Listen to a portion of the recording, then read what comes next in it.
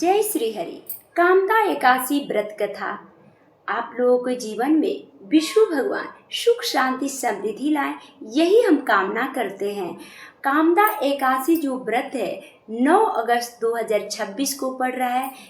विष्णु भगवान और शिव भोलेनाथ कैलाशपति का भी दिन है। आप लोग के जीवन में सुख शांति समृद्धि लाए, यही हम बारंबार प्रार्थना कर रहे हैं। जो भी कामदा एकादशी व्रत कथा सुनता है उसके जीवन में जरूर कुछ न कुछ परिवर्तन होता है। चलिए हम कामदा एकादशी व्रत कथा मॉडर्न भक्ति अर्चना में आपको बताते हैं। राधे राधे। विष्णु भगवान आपके जीवन के सारे दुख को हर के सुख बना दे और शिव जी सावन की तरह से आपका जीवन हरियाली से भर दे। कामदा एकादशी व्रत कथा। जय श्री हरि, जय श्री विष्णु भगवान जी। भक्तों, प्राचीन काल की बात है, प्राचीन समय की बात है। भोगीपुर नामक एक अत्यंत समूह और सुंदर नगर था। वहाँ के राजा जो थे पुंडरीकक्ष, उनके राज्य में गंधर्व, किन्नर और अप्सराएं निवास करती थी। वे प्रतिदिन राज्यसभा में वीणा, मृदंग और संगीत की गूंज करती थी। उसे नगर में ललित नाम का एक गंधर्व रहता था। उसकी पत्नी का नाम ललिता था।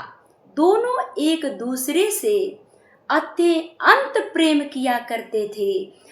जब वे भी ललित राज्यसभा में गाने जाता तो उसके मन में अपनी पत्नी के प्रति, पहले तो उसकी प्रेमिका थी, बाद में उसकी पत्नी हुई, उसकी याद बार बार आ जाता था और वो एक दूसरे में लीन हो जाता, अत्यंत प्रेम में मग्न हो जाता था।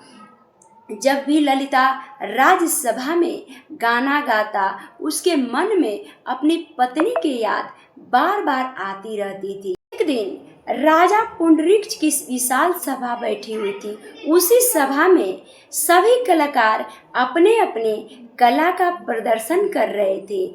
तब ललित की बारी आई। ललित अपने पत्नी से अति प्रेम करता था। जब उसकी बारी आई तो गाना गाते गाते अपने पत्नी के प्रेम में खो गए। उनकी जो ताल थी वो खराब हो गई, उनकी ताल खराब हो गई और उनका जो भी था प्रेम में इतने मगन हुए कि उनका लय भी खराब हो गया। सभा में उपस्थित सभी, एक ककोटक नामक राजा वहाँ पे बोले, महाराज, यह आपके दरबार में कैसा अपमान हो रहा है। तब राजा अत्यंत क्रोधित हो गए और उन्होंने कहा, ललित, तुमने राज्यसभा का अनादर किया है। मैं तुम्हें श्राप देता हूँ। पहले के ऋषि लोग ज्यादा श्राप ही देते थे। मैं तुम्हें श्राप देता हूँ कि तुम इसी क्षण भयानक राक्षस बन जाओगे। राजा का श्राप लगते ही ललित सुंदर शरीर से विकराल राक्षस बन गया। उसका चेहरा भयानक हो गया, शरीर विशाल हो गया और वह दुखों से घिर गया, जंगल की ओर चला गया।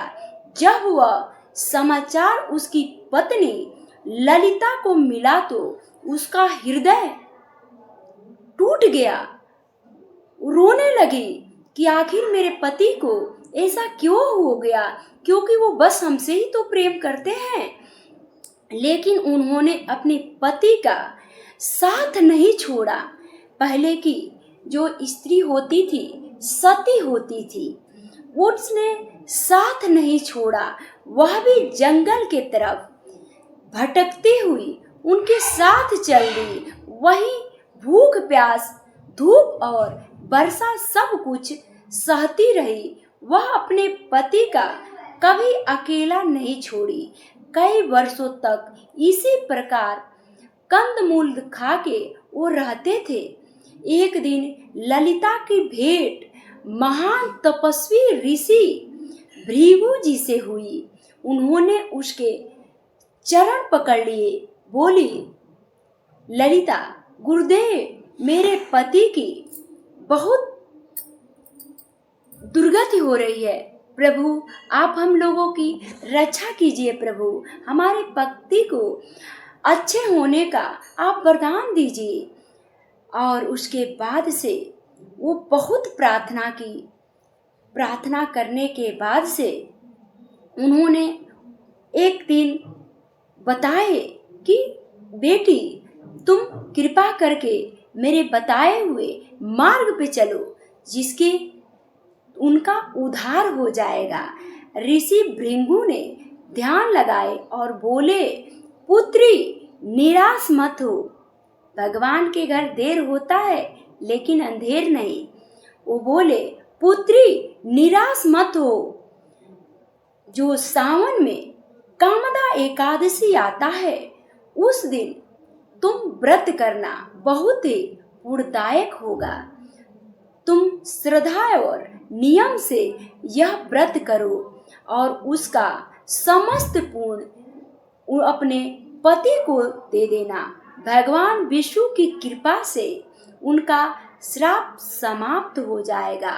ललिता ने पूरे मन से, प्रेम से, श्रद्धा से वो कामदा एकादशी का व्रत किया, जिसके प्रभाव से उसके पति एकादशी के दिन उन्होंने पुनः प्रातः उठकर स्नान ध्यान किया, विष्णु भगवान की पूजन अर्चना की, तपस्या की और तुलसी के नीचे दीपक जलाया, मंत्र जाप किया।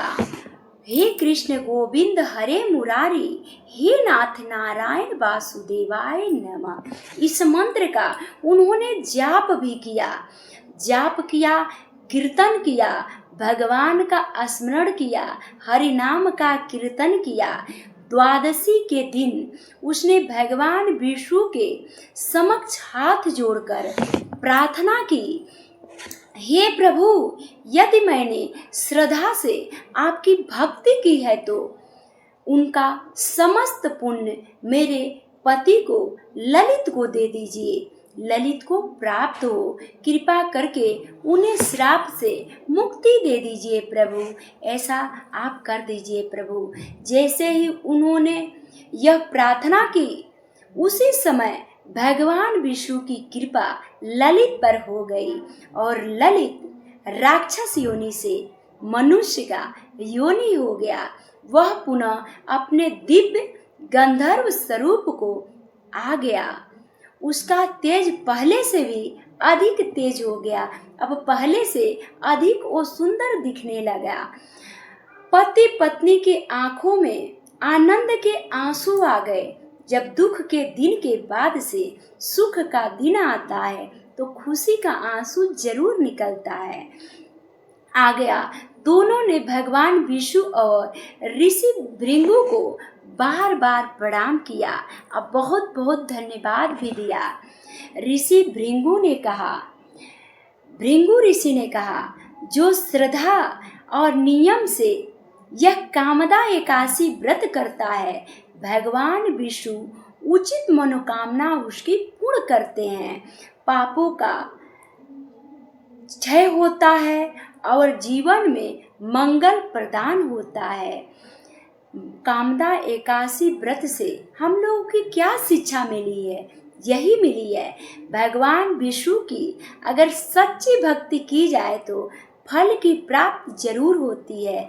श्रद्धा और धैर्य से किए गए सत्कर्म व्यर्थ नहीं जाते हैं। कठिन समय में अपने प्रियजनों का कभी भी साथ नहीं छोड़ना चाहिए। व्रत का उद्देश्य केवल भोजन का त्याग नहीं, बल्कि मन में शुद्ध बुद्धि और भगवान विष्णु के प्रति प्रेम लाना है।